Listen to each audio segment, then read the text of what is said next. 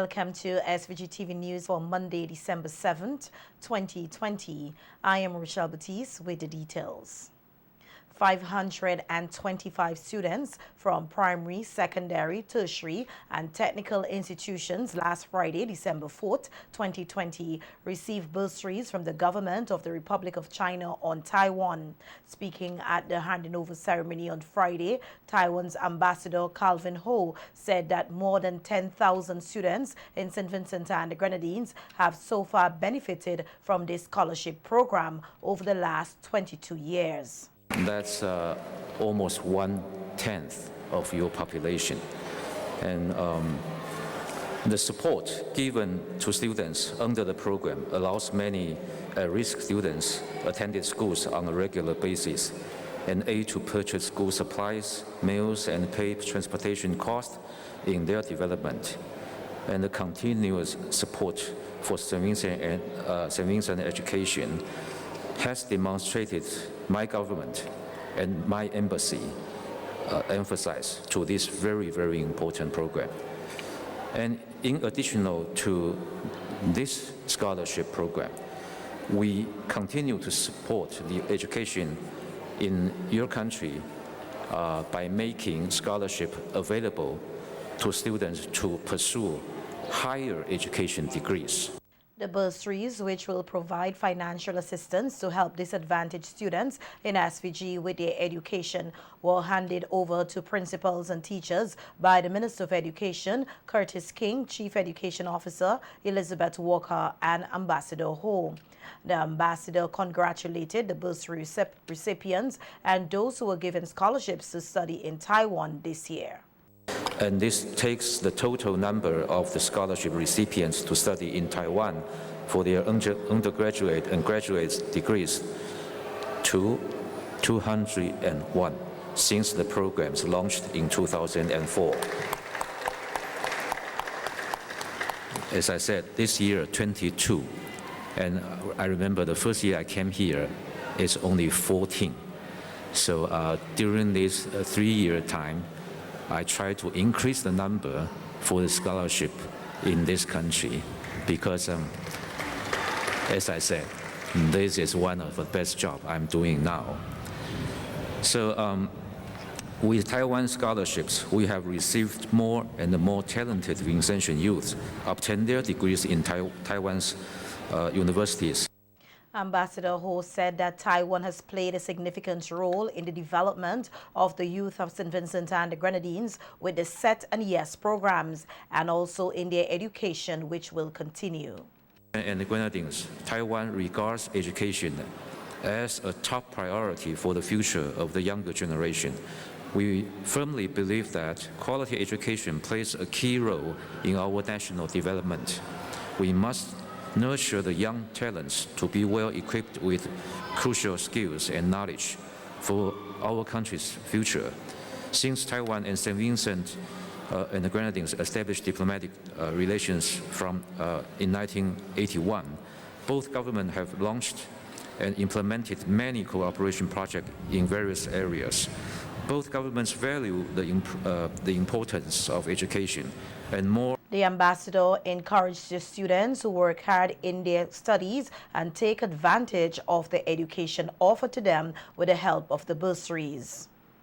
Meanwhile, Minister of Education Curtis King thanked the ambassador and the government of Taiwan for their continuous support of education. King said that this support is a practical demonstration of the great friendship between Taiwan and St. Vincent and the Grenadines.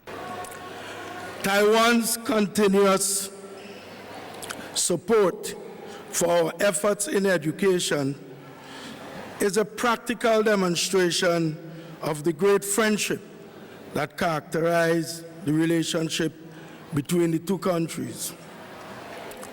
For close to 4 decades, our two countries have cooperated on a number of important initiatives in various sectors, including agriculture, health, information technology, and education, among others. That cooperation has provided mutual benefits, of which our both countries are very proud. Minister King said Taiwan's assistance to this country has helped the government advance its work in the education revolution. This country's colonial experience has left us with a number of deficits within every sector of our broad society. Colonialism has left us with deficits in our health, in our infrastructure, in our education, and we could go on and on. So it has become very necessary for governments to engage in a campaign to reduce these deficits. The deficits in education were then primarily associated with three major issues: those of access to, equity, and relevance of our education service. The minister said he was happy that 525 students will benefit from the sum totaling $320,000 EC dollars. I urge the parents, the guardians, and students who are the beneficiaries of this support to spend the funds for the purpose for which they are being provided. Secondly, I want to encourage our students not only to spend the funds wisely, but to ensure by their performances that we convince our friends from Taiwan to continue to expand this program and to continue to give generously as we pursue our challenges in removing the many deficits that remain in our education system. We cannot operate like we used to because the world is not waiting on us. So said the Education Minister, who was speaking on WeFM's Issues at Hand program on Sunday, which discussed the challenges in the education system. Speaking on his experience as an educator and now a policymaker, King said the challenges can be as a result of the deficit that was inherited from the country's colonial experiences and the management of a modern education system. He said going forward, they are looking to streamline the education system to ensure that they are better able to manage the limited resources, so also produce the best returns and have a quality education system. And he promised that he will be taking a hands-on approach to ensure this happens. So you wouldn't find that a project is happening and I am not part of what is happening, okay? Of course, I recognize the difference between setting policies, which is basically what we will do as ministers in the cabinet, and doubling in the execution of these policies.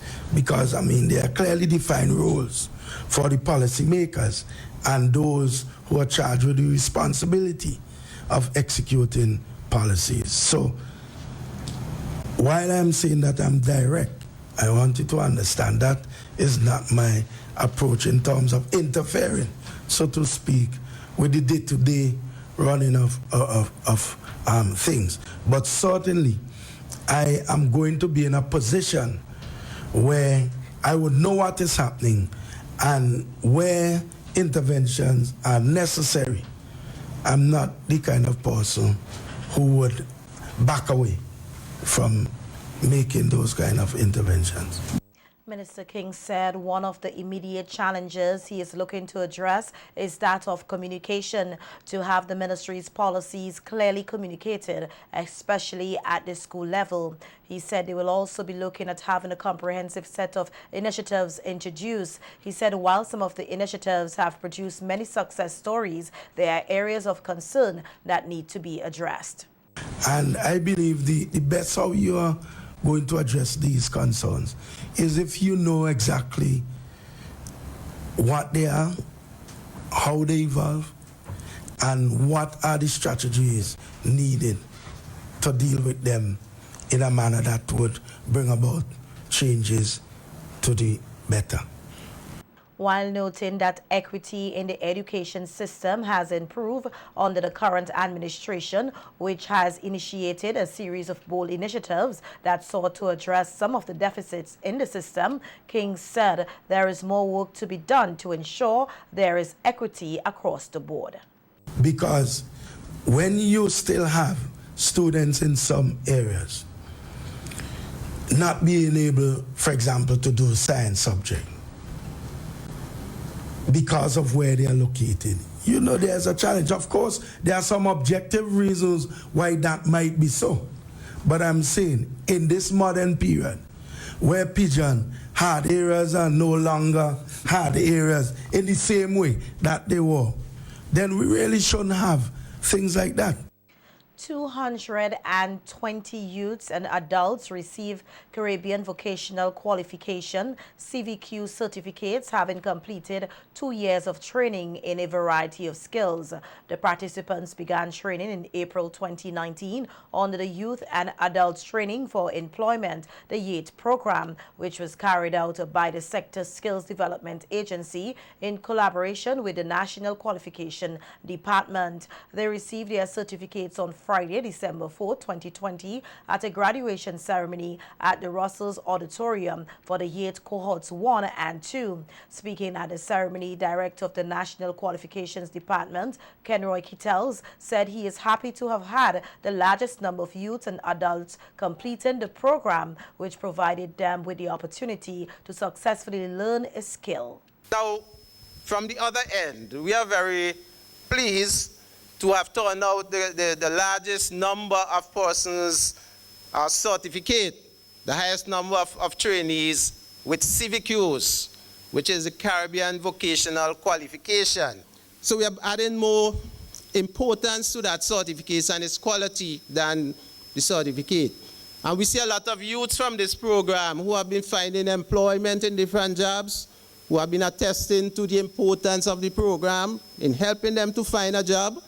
And we hope that you are going to do the same when you go out there. I mean, some of you may have left the program already. Well, all of you are completed now and some are working. And we would like you to continue to reap that success, to continue to develop your levels. Some of the modules covered included electrical installation, plumbing, data operations, commercial food preparation, and housekeeping, and were done at 4 different technical institutions in SVG. Kittel said their CVQ certificates is very important because it can be used in other Caribbean countries. What you can do, and without that skill certificate, you are not going to be competitive on the labor market. And I'm sure most of the participants of the program are persons who are, let's say, disadvantaged, persons who needed a skill, so you may have been unemployed, or just simply need an alternative occupation that is more lucrative, that can sustain you more. And so this is why we are here today, to pass out those certificates to you so that you can go back and you can show an employer, or so that you can use them to get to your advantage. Kittel said the LIAT program is part of a bigger government project, the Human Development Service Delivery Project, or the HDSD. HDSD, which has a lot of components in terms of enhancing the environment, the learning environment for technical and vocational education and training, in terms of equipping labs, retrofitting, developing standards, training instructors and assessors, verifiers as well, and look towards supplementing the other programs such as ANU, which is another nexus in workforce education, which was a CDB loan. This one, of course, is a World Bank loan by the government in order to develop this human capacity. And TVET was given a big slice of that to enhance the employability of our youths and adults. The recent announcements by LIAT of its suspension of flights to St. Vincent and the Grenadines has led to uncertainty on resumption of work among staff who were re-employed by the airline. An official of the airline has said at the weekend that flights to SVG had to be temporarily halted while the airline awaits approval from the relevant authorities. President of the SVG LIAT Workers Union, Jeremiah Howard, told SVG-TV News that staff are ready to return to work after LIAT announced that they would be having flights to several destinations, including St. Vincent and the Grenadines, by November 30th. The staff is trained. It's just about like 6 or 7 staff that they're employing because it's going to be limited schedule. The staff is trained and was ready to start working, and then we were advised last week that they're waiting on some requirements from the government, and I guess right now it's in the open media that the government is requiring, there are some form of requirements that, and the Barbados government as well, has now stopped LIAT from flying into Barbados and St. Vincent. So at this time, the staff is ready to go, as I said, but we're waiting on the authorization from the government so that LIAT can operate. Howard said that flights to SVG were scheduled for 3 days a week, Fridays, Sundays, and Mondays, and only the ground and baggage staff were re-employed. He said that the government has not informed them of any new developments with respect to staff, and they have not yet received money which is owed to them. And the staff is ready and waiting, and the staff who has not been paid the severance pay still, the staff who has worked and has not gotten paid from since July, August, I think. And now that the staff was going to be getting at least 50% of the salary, now this is now an impediment for them getting at least a salary for Christmas. So it's unusual, I would say. It's somewhat perplexing. I mean, there seems to be some form of, I don't want to say adversarial, but there seems to be some form of tension. Some form of tension, I would say, because, I mean, at the end of the day, our Prime Minister was the chairman from since 2002, and then he was so pro-LIAT, and then this is like a total about turn of events. I would really like to hear what is the rationale behind this, and where do we go as OECS and CSND, because Some 20 women graduated last Thursday from a 4-week arts and craft training program that aims to help them to generate sustainable livelihoods. The women, who were drawn from various communities on the windward side of the mainland, are to receive follow-up training in online marketing and social media to help them market their products locally, regionally, and internationally. In all, the program is targeting 60 women, and this was the second of 3 training cycles. It's part of the trust by the National Cultural Foundation, the NCF, to rebrand the local craft industry and to help retool women whose livelihoods have been negatively impacted by the COVID-19 pandemic. In a release, the foundation said the program was funded by the Canadian Fund for Local Initiatives through its High Commission in Barbados in partnership with the country's Department of Culture and the NCF, and costs in excess of 70,000 Canadian dollars. Chairman of the NCF, Wallace Christopher, speaking at the graduation ceremony, acknowledged the input of former Permanent Secretary in the Ministry of Culture, Lavon Grant, who encouraged the foundation to apply for the funding which had been advertised. The program was held under the theme boosting the capacity of the craft industry. The 2020 National Night Mornings Festival was launched last evening with the lighting up of Heritage Square. Some $440,000 was budgeted for this year's activities, which will officially start on the morning of December 16th and run to the 24th. Larissa Pogsley-Kidd tells us more in this report. It's 9 mornings! The countdown to 9 mornings has begun, and 8 days after last evening's launch, the festivities will get going in earnest at Heritage Square and in various communities across SVG. Many persons turned up for the scaled-down launch at Heritage Square, which was officially opened by Minister of Tourism and Culture, Carlos James. 9, 8, 2, 1, it's 9 mornings! Minister James said it is important to remember Christ, especially this year, as he noted the many challenges brought on by the COVID-19 pandemic. Invite the churches out. invite the community groups to be a part of your program. Because 9 Mornings is not just about the lights and the flair and the ambience of the communities when you go through to visit when you're doing the judging. An important part of it is the recognition of the Lord and Savior Jesus Christ. The minister said he will be working closely with the 9 Mornings committee and called on communities to get involved as they spread a positive Christmas messages through 9 Mornings activities. You have kept this culture alive. You have kept the 9 Mornings tradition alive. And we have to work to enhance this festival and make it even not just unique, but the best festival in St. Vincent and the Grenadines. Chairman of the 9 Mornings Committee, Orandi Bomani Charles, noted that it is up to the people to keep the Christmas spirit alive. The smiles of the children, the stories of the elders, house cleaning, gift giving and merrymaking. 9 Mornings will be here for you to enjoy. The most unique Christmas festival on earth. We ask all of you to support the communities from the north to the south and everywhere in between, including 9 nights at the Botanical Gardens.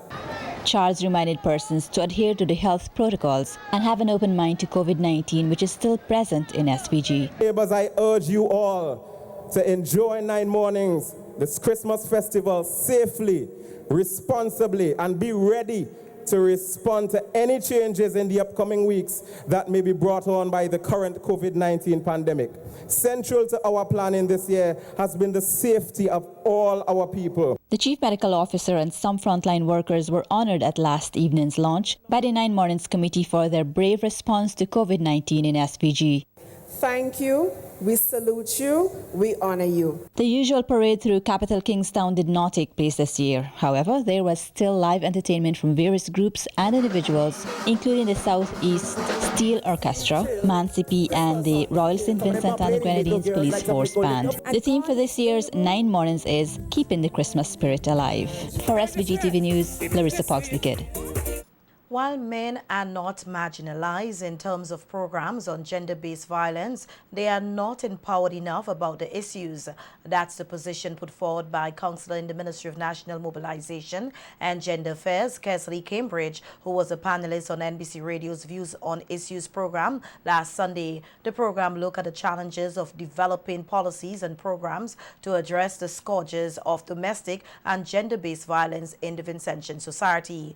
Cambridge said domestic violence or intimate partner violence is a gender-specific issue that focuses on women being abused by their male partners, and this does not paint a complete picture, as there is a percentage of men who are victims of abuse that are suffering in silence. And when we think about abuse, we're thinking it strictly deals with physical. Now, there are men who are physically abused, yes, but there are the other elements of abuse that fall under the category of violence and domestic abuse. So I would say marginalization, no, men are not marginalized, but there is not enough empowerment that would allow men to access things the way that they should, because they all have equal access. But it's for the man to step into the role. And Cambridge said not enough is being done to bring men and boys to the table to address the concerns of domestic and gender-based violence. He noted that although there are different programs and campaigns about domestic violence, there aren't enough of these for men where they can share their stories and get the necessary help. That is something that needs to be addressed, because as I stated before, intimate partner violence, gender-based violence is gender-specific. It's a gender-specific crime, and some persons look at it as that. Now, when it comes to men and boys, and I have been repeating this all the time when I go out to different functions, that the socialization process plays a very important role. Parenting styles and all of these things play a role in helping men understand, and even boys understand, that there are different services accessible to them that would help them to deal with issues that make them look vulnerable. So when we as a society, when we as a nation can actually get this out there into the public sphere for persons to understand that, look, it is okay for you to access these services. Men can be vulnerable and it takes nothing off of your masculinity. If it is a case where you are vulnerable, if you are emotional, nothing takes anything off of you. When we get that through persons' heads, for persons to understand that, then it would make easier the transition for persons to now access these services and to gain some sort of help. So we need to do more. Coordinator of the Gender Affairs Division, Lafleur Kwame, said it is difficult to get men and boys to the table because they do not speak out on what is affecting them. She said over the years, while more men have been coming forward to report incidences of domestic violence to the police, these seldom get to the Gender Affairs Division where they can offer the necessary support or help. From since I've been in gender, since 2016, I have not seen or encountered any males within Gender Affairs Division who are victims of domestic violence. That doesn't mean that they don't exist. True. That doesn't mean. What we need to do, and we'll talk about this, is to create safe spaces where persons can be able to report without being ridiculed and so forth, and that their reports are taken seriously, just so as women.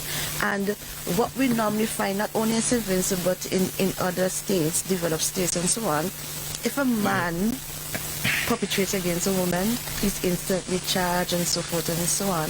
But if you see a woman beating up on a man, maybe it's not really beaten up, but maybe he don't want to go to jail, so he would just take licks. He would just stand up and take licks. But what happening? Society said, oh, you're shishi, how you allow the woman to beat you up and what's not. So it's a thing that you don't know what to do. The police are investigating 3 separate incidents involving 2 shootings and the discovery of a body hanging from a ceiling. According to a report from the police, a group comprising 3 individuals were heading to a vehicle having left a nightclub at Annesvale when they were approached and shot by an unknown assailant. This incident is said to have occurred at about 3:50 a.m. on Saturday, December 5th, 2020. The victims are said to be in stable condition. The motive for the shootings is unknown. Also on Saturday at about 7:50 p.m., Malachi Cyrus, a 21-year-old data entry clerk of Lago Heights, was shot by a masked gunman as he sat with a group of persons on a wall at Lago Heights. Cyrus died at the Milton Cato Memorial Hospital. The police said his death is the 30th homicide recorded this year. One suspect is in custody, assisting the police with the investigations. A post-mortem is to be conducted on Cyrus's body. And the Bible police are also investigating the death of 50-year-old Ron Maloney, a carpenter of Cedars, whose partially decomposed body was found hanging from the ceiling of his living room at about midday on Sunday, December 6, 2020. The body was found by an acquaintance who went to visit the deceased and alerted the Bible police after the doors and the windows of the house were found to be locked and a foul odor was detected from inside. The police said the door was forced open. Maloney's body was discovered hanging from the ceiling by a rope. He was last seen alive on Friday, December 4th, 2020. A post-mortem examination will be conducted on the body to ascertain the exact cause of death. The police are asking anyone with information that can assist with these investigations to contact the Divisional Commander of the South Central Division at telephone number 4584-200, the Assistant Commissioner in charge of crimes at telephone number 4561-339, or any police officer with whom they are comfortable. Information, they say, will be treated confidentially.